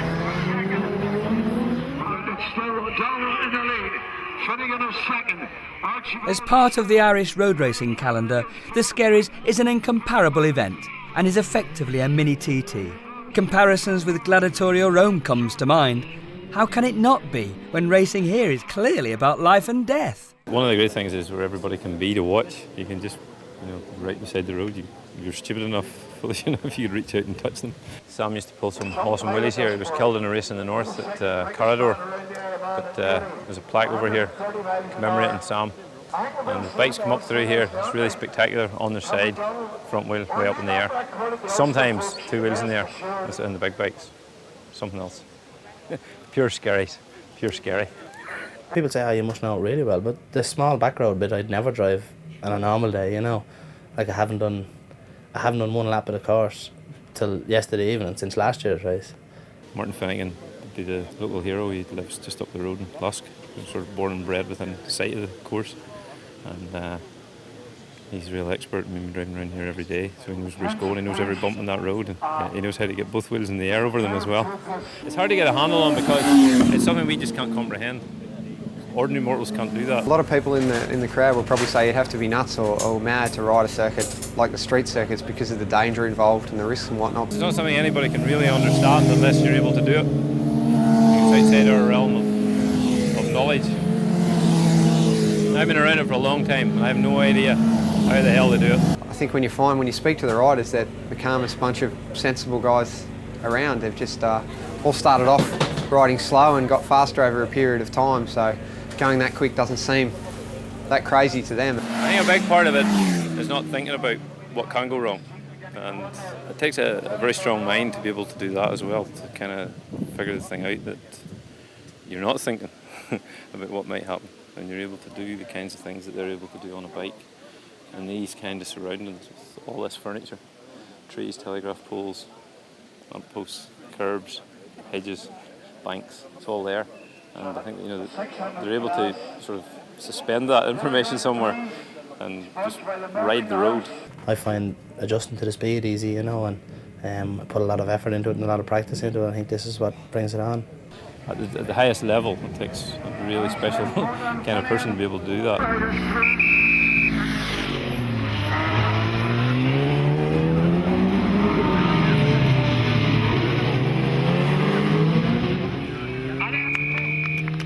Cameron Donald has been here today, and he's never saw the place before. Last night was his first practice, and he beat Martin. So nice, a young lad, so much natural talent. I've seen him at the TT. Nothing seems to faze him, nothing bothers him. Very down to earth, grounded guy. Seems really nice. Yale has a brilliant eye for spotting talent. He just gets that feeling. This guy can go places. He's special on a bike, road racing. He's just really special. He's sort of eclipsed everyone else. He comes with the attitude, I know I can go out here and learn this, and I know I can win here. And it's just unbelievable the confidence he has, and he knows that it's now safe to push this speed, or if it's not safe, he will not push it. He just back off that a little bit, but still stay on the pace. He's just an amazing young man. He's turning up and putting everybody else to shame. Right into it.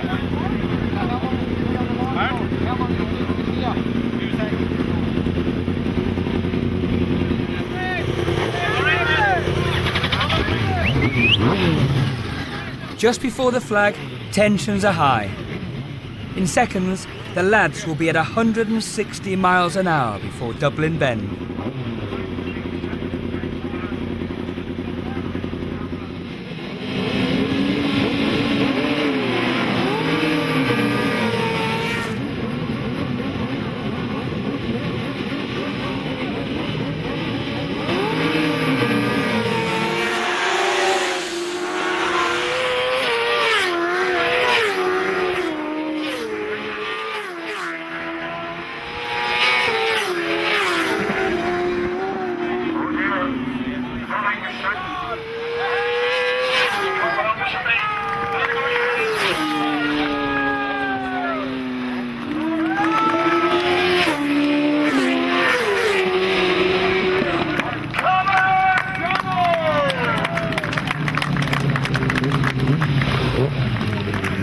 goes to Skerries, and that's Martin Finnegan's track. That's, you know, hello, I'm Martin Finnegan. This is where I'm going to do really well. And he just obliterates it, doesn't he? And he's getting lap records and winning everything. And same at the Southern 100.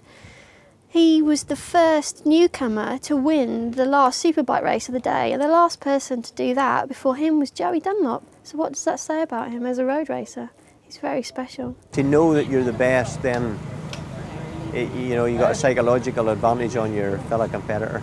How's that feel in a word, Cameron? Just give us a few words. Makes everything worthwhile. You're pleased about it? Fantastic. Yeah. What a great ride, eh? Yeah, I think I was really determined to be first into turn one, and I locked the front. The tar's melting over there, so I ran wide, and that got me double angry, and it was a real eventful race.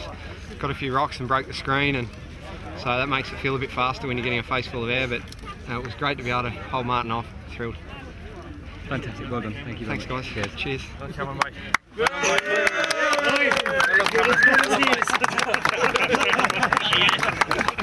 Cheers, mate.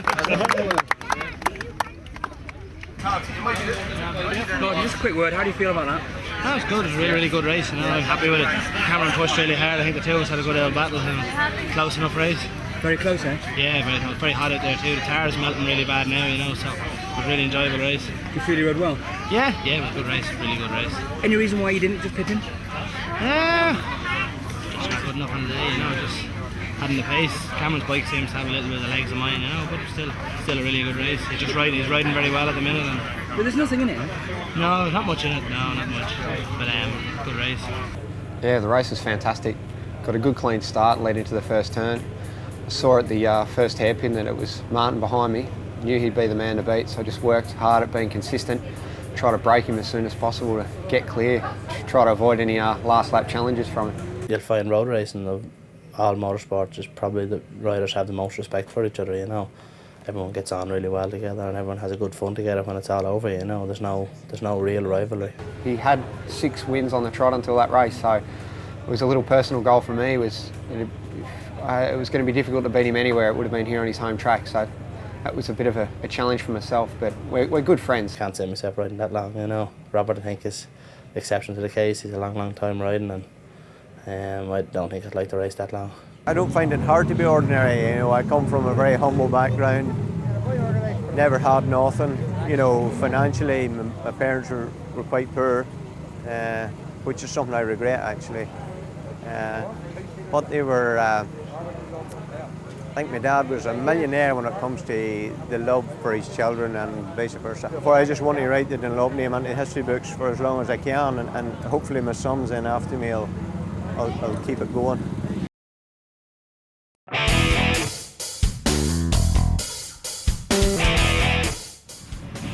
On the North Circular Road, not far from Wembley Football Stadium, there was something happening. Crowds were gathering for a venue, rapidly regaining its place as the most famous motorcycle cafe in the country. Proprietor Mark Willsmore watches over the event, which takes place once a year. The Ace Cafe was built in 1938 to cater for traffic, especially hauliers using the new North Circular Road. And being open 24 hours, it soon attracted motorcyclists. Street Fighter Sunday is somewhat akin to all the other Sundays that we host here, in that Sundays are always bike days.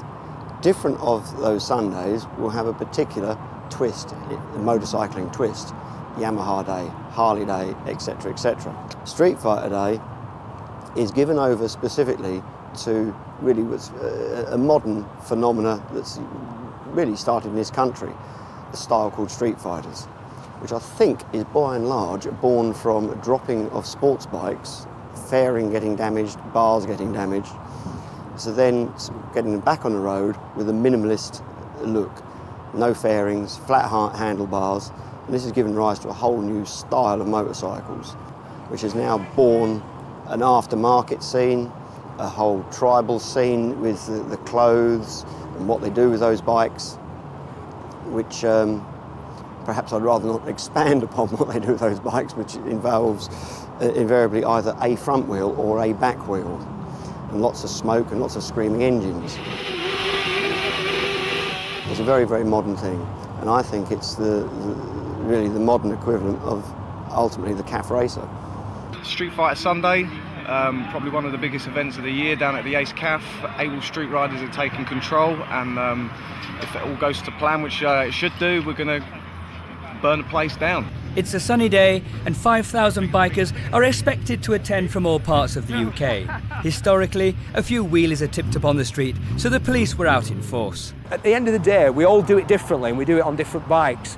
But I get the feeling that what we all get out of motorcycling, whatever shape that motorcycle takes, is a very similar thing, the same sensation. A sensation of freedom in a world that's increasingly regulated and legislated and kind of closed down. In a world where there's always some f***er telling you what to do, it's a chance to just be free. When 100,000 bikers turn up for TT Week, there wouldn't be a sniff of trouble, just the need for a little polite anarchy. The Mad Count. So what's happened now, look, the old builder here, they're going to have to... Cool, so what we're going to end up doing is loads of people are going to get really, really outrageous in here later, and then hopefully we'll f*** them off later, and then we can do it out there. If it kicks off, we're here to make sure there's no trouble and control the crowd, really. That's basically it. Do you expect anything to kick off? No. What sort of things might happen? A bit of scuffle, bit of first aid, like pushing and bumping. That's about it, really. A lot of people here? Oh, yeah, loads. Are they likely to move onto the road? I hope not. Yeah. We have to take one step at a time. The demographic of those that are, if you like, into that style of bike are by and large the same, similar demographic as those that are into the ton-up rocker bit, which is getting the ultimate out of their machines. And the ultimate out of machines today means speed cameras, speed humps, etc., etc. So with those constraints, if you've got a bike that's pumping out a lot of brake horsepower, it's showing the tricks that you can do. And you don't need an awful lot of space or room to be able to do that. Let's face it, we're like the Red Indians, the American Indians, the Native Americans, whatever you want to call them. We're lots of tribes, but from the outside, everyone sees us as the same. And yet, the enduro riders never talk to the Harley boys. The Harley boys never talk to anyone else. But we're all getting the same thing. We're all riding what is effectively an iron horse. That's what it is. That's the difference. That's, I think, how you explain it. We are that lone horseman blasting across the Sierra Nevada, or, you know, Dick Turpin on Black Vest. It's that kind of experience. Steve's analogy was spot on. When you're a lifelong biker like he is, you take the freedom motorcycling gives you for granted. It's going tight, and then you've got all the bikes and everything out. We need this area here to ride out. If the vans are in there, then it's tight against this wall. The vans are going tight against it. It's only going to take this area up here, look. Right? The vans are going to be there. Preparations were being made ready for the performance. However grand it looked here, as Veggie Dave explained, street fighting suffers from an image problem. No one gives a toss. No one could care less. Stunters are people. Well, the idea is that a stunter is someone who steals a bike because no one learns on their own bikes. Of course, you're going to crash. If you're going to crash, you're going to use someone else's bike. And if you're going to use someone else's bike, it's stolen, because none of us can afford that sort of cash.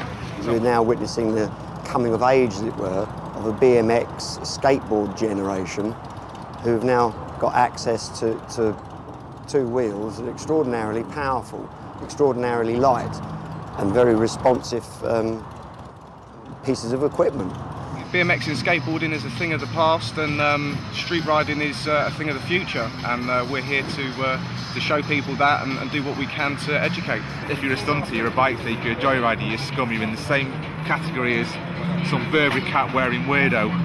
Whereas if you go to Europe, it's a totally different thing. You are a rock star. You go to a bike, if you went to a show like this in Europe, you'd be signing autographs. In my views, as a consequence of everything else being clamped down upon, adrenaline wants its out, as it were, and the more legislation, or if you like, society endeavours to constrain that, the more likely it is to burst out somewhere with arguably with something of a vengeance. The passion comes from the heart. Through every extreme action in life has a reaction. The riders were getting ready. Make no mistake, this was more than hooligan riding. It was performance at a very fine level. Whilst there are roots in the 1950s cafe racer culture, the look of the modern street fighting machine is based on naked aggression. Having been abused or crashed, it was easier and cheaper to ride a naked bike without fairings, and this is what gives street fighters an unfinished look.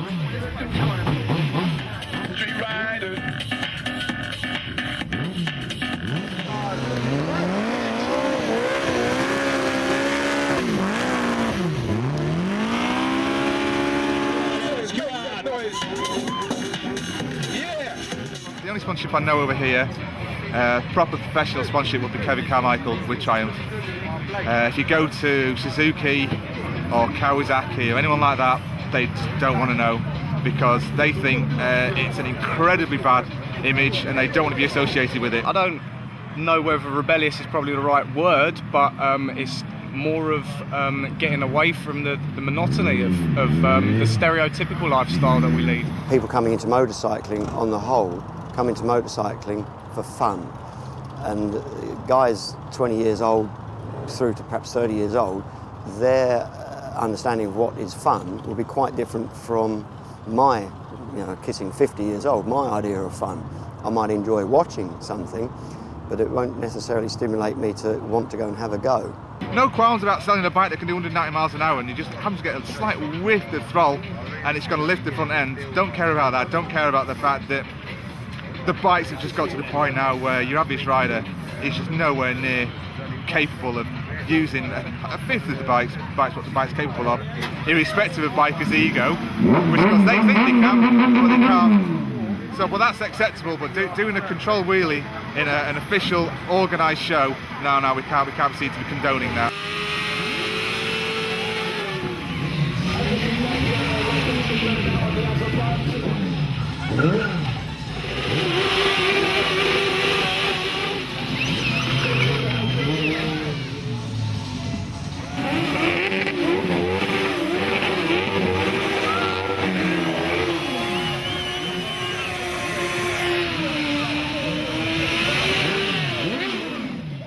If we didn't have such a day as Street Fighter Sunday, which has some semblance of management and control, those that wish to pursue it would pursue it in any case, somewhere or the other. We need to educate.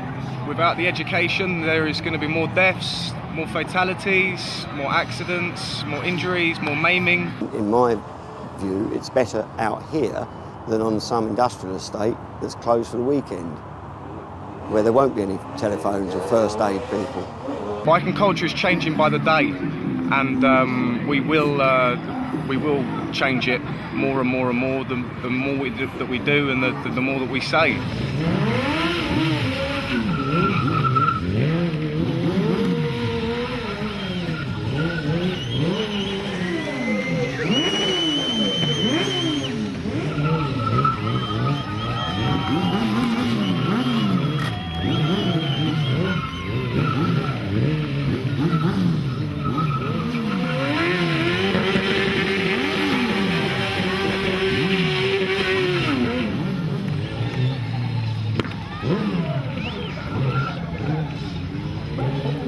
We're going to have an array of different stunts. We have 6 riders and a couple of supporting acts. You will see an array of different things. With the area that we have here, it's going to be the majority of it will be donut related.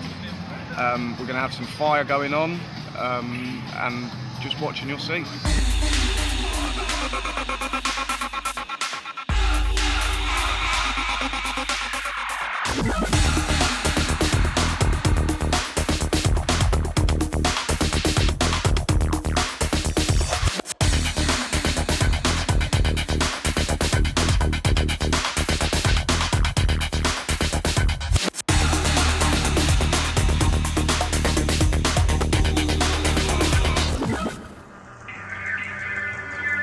Now, the boys were really beginning to warm up.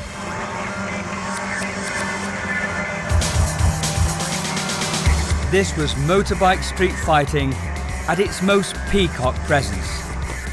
It cried out, "I'm a rebel, look at me."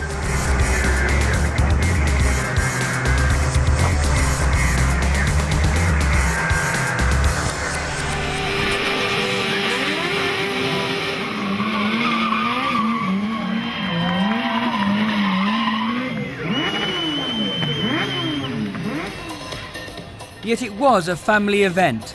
Moreover, one supported by mainstream commercial sponsors. What I really liked was the fusion of ideas which supported a new way of looking at biking. Radio 1's DJ Scatter. Came to me when I first came to the Ace Cafe and saw everybody loving what I love. You've got black, white, Indian, Chinese, everybody that loves the sport is out here representing. And that's what it means to me to be urban.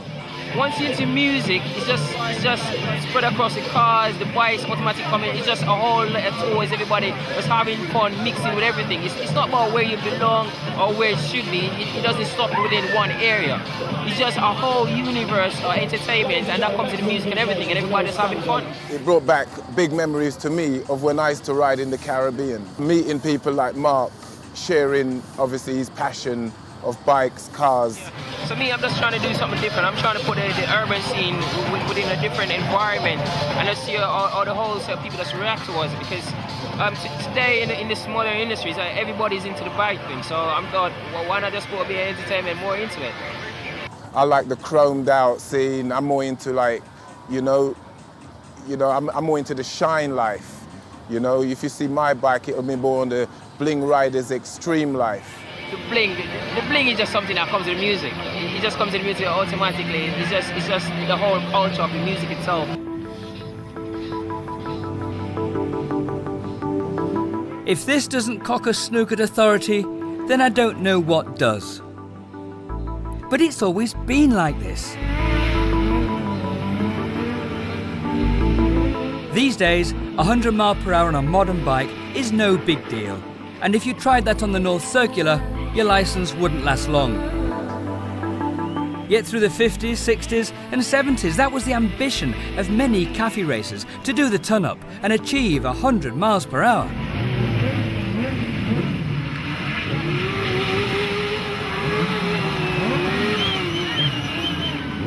The old single carriageway A406 was busy, greasy, often wet with an eastern roundabout black spot, and add to this skinny tyres, feeble brakes and cruise suspension, and you have a catastrophe in the making. 12,000 bike casualties in London in 1958, with the Daily Mirror running shock horror stories with the headline Suicide Club. The only vehicle carrying more dead people than the motorcycle is a hearse.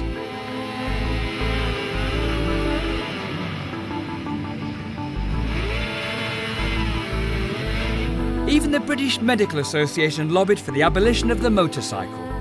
And here we are, still at it, still being naughty.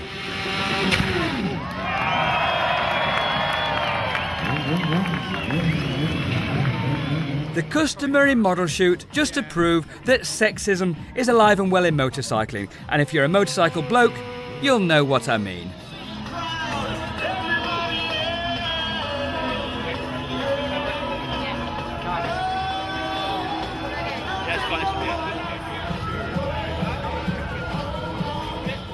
Forward a bit. That way. Straight forward, straight forward, straight forward. Stop. Cool, don't like that.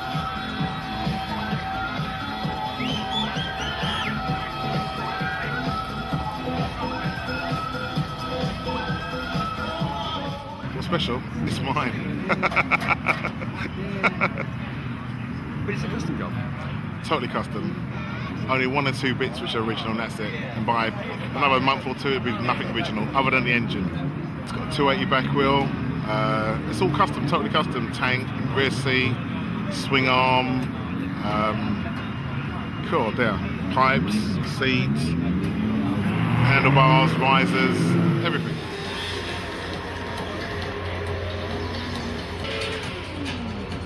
It's more dedicated to the guys who likes that extra little towel in their pocket that they can get out every time they step on their bike, wipe it down, shine it up.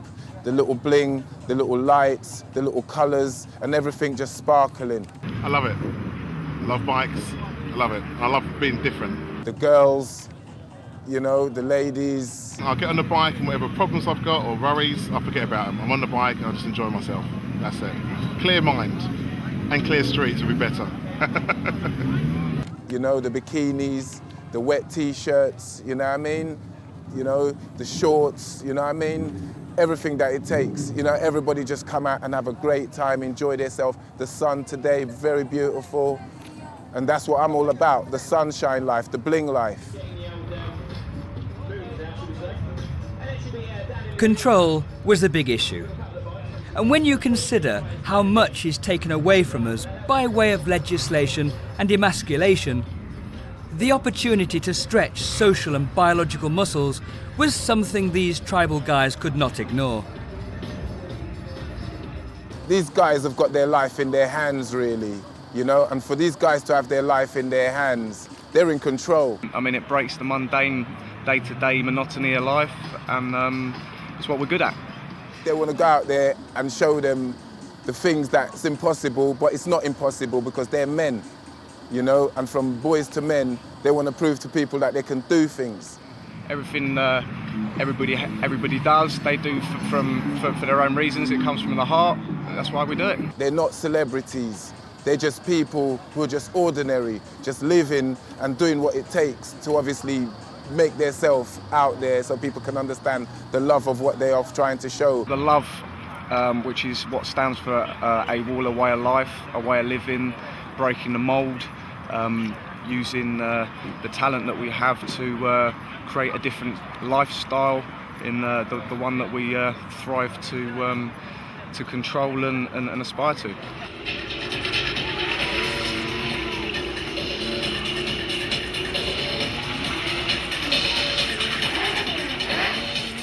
There are those that who can pull tricks with their bikes that are absolute poetry. The movement, the flow of the movement, the sound, all combining to, as I say, can only think to call and describe as poetry. But just as with poetry, someone reading poetry, if the sound is delivered incorrectly, if a comma, for instance, is missed out, it can just sound like complete and utter rubbish.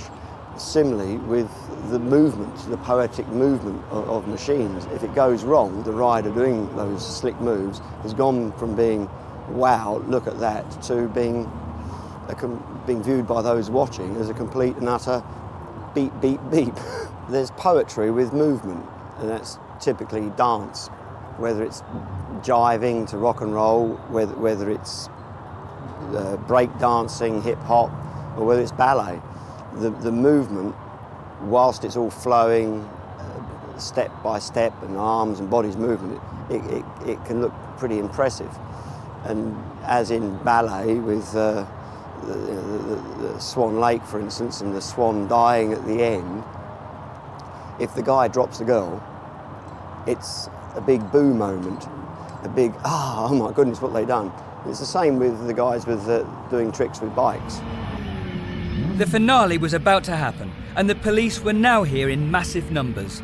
They were determined to keep the off-road stunting exactly there, off-road.